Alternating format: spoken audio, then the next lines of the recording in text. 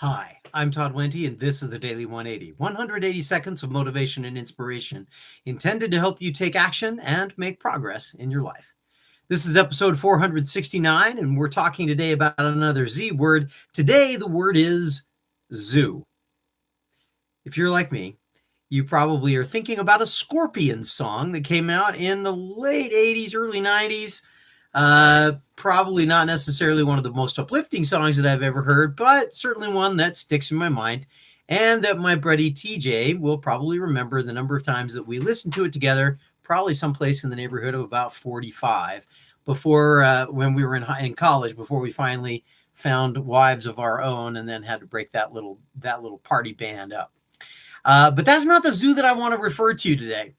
Instead, I want to talk about the kind of zoo where animals are on display. Now, I've been there as a kid and I've been there as an adult, and every time that I've been to the zoo, I find two things very fascinating. One of them is there's always a few animals that are running around making a ruckus and getting attention. And there's also quite a few animals that are just trying to be left alone. No matter what you're doing, though, however, when you're at the zoo, you are going to be seeing animals that are not in their natural habitat, at least if you're going to most zoos that I'm familiar with and that are established around. Wild nature parks, totally different deal. But in a zoo, they're going to do the best they can to approximate the natural habitat, but most of the time it's going to be quite a ways away from what the animals really were meant to live in. So what does that mean for us? Why am I talking about this one? Well, the reason is because I feel that many of us find ourselves in environments that we feel are foreign to us. They're not really where we feel like we're meant to be. If we study Maslow's hierarchy of needs, we understand that most of us feel like we have something special that we're supposed to do, a point of actualization. If you feel like you are stuck in a zoo where you're on display, where you're in a made up environment that feels like it's supposed to be okay, but it's not really where you want to be, you might be in a zoo. Unlike animals, if we find ourselves in a zoo, we can let ourselves out.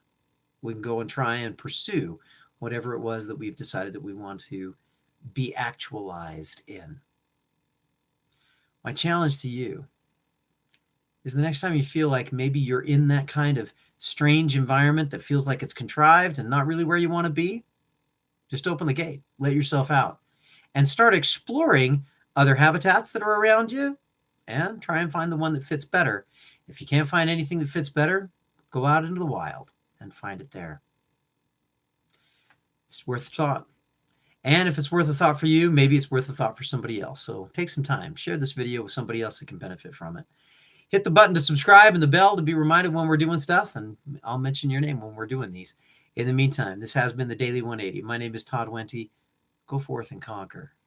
We'll see you next time.